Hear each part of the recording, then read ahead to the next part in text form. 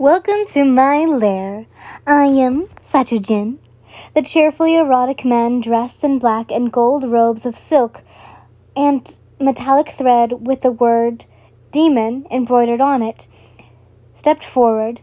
He had messy black hair and wore a round crown-like hat. You couldn't help but gasp inwardly when his blood-red eyes locked with yours.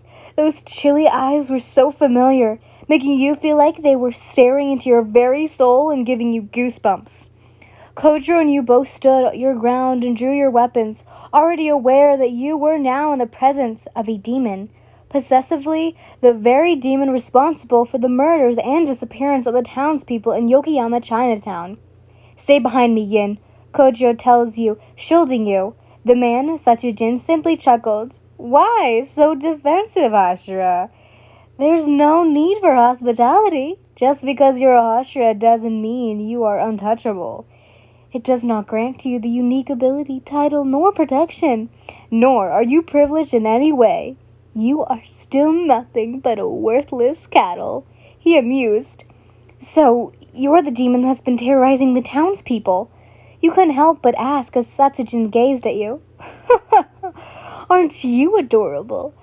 A fair maiden of the fair sex.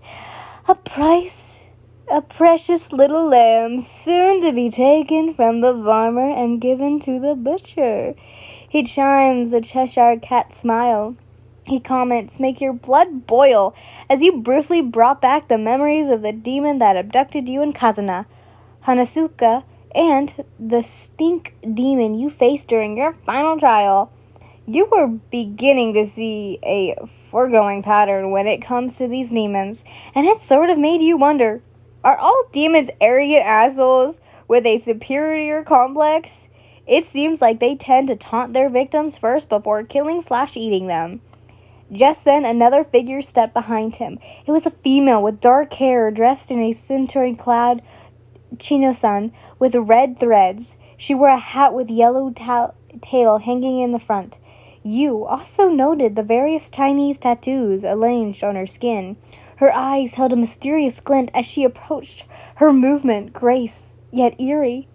Could she be the vampire people reporting seeing? "Ah, Wyomi. Look, we have company. Isn't it exciting?" Satu Jin asked her. However, the girl, Wyomi, said nothing as she only continued to stare mindlessly at you and Kojo. Mainly Kojiro. Slowly she smiled, and with remarkable speed, she suddenly came charging at Kojiro. The flame peeler quickly reacted as she and her leapt into the air, sending a flying kick his way. Using his sword, Kojo easily blocked her attack, his blade clashing with her heel. However, Wyomi quickly did a spin kick, her other leg going straight for his head. "Ko!" you exclaimed before swaying your spear to block her kick, preventing her from hurting your lover. You then used your ice ability to try and freeze her, but seeing this, Wyomi immediately did a backflip to avoid it, gaining some distance. "Wyomi, that's enough," Sanjuji ordered. Wyomi slowly stood, but kept her golden gaze solely on Kojo, whilst giving him a small smile. "My plaything," she finally says, before licking her lips. You gritted your teeth, not expressing the way she was looking and adoring Kojo. It was so clear to you that she had quite taken a liking towards your man. Like hell! If she even dares to lay a finger on him, you'll knock her teeth out. "Please, you must forgive my dear Wyomi. She can be quite enthusiastic. Anyways, I'm afraid our meeting is quite limited, but I'm happy to announce that the two of you would be taking a part in a much greater sacrifice." Sanjuji says. "Sacrifice? What sacrifice?" As if reading your mind, Satsujin did not waste any time. "You will both be a part of my garden and will bloom into a flower of enlightenment," he adds.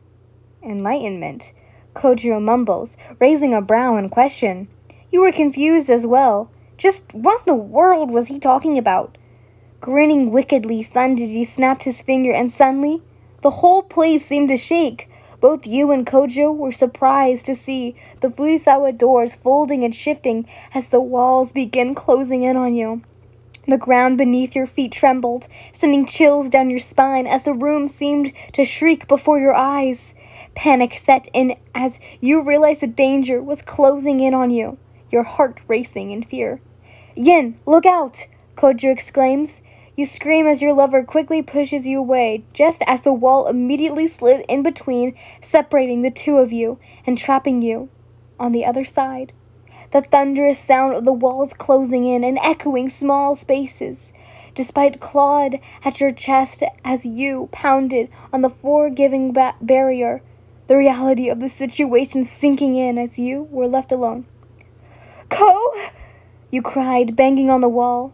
Momentarily you tried feeling for any way out, only to see nothing but solid wall.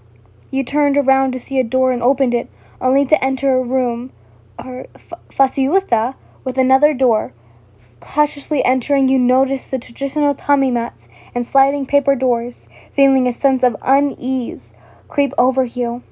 It was then you realized you were trapped in a maze of some sorts, because every time you opened a soji, you were met with another room or a ominous hallway with more foregoing rooms.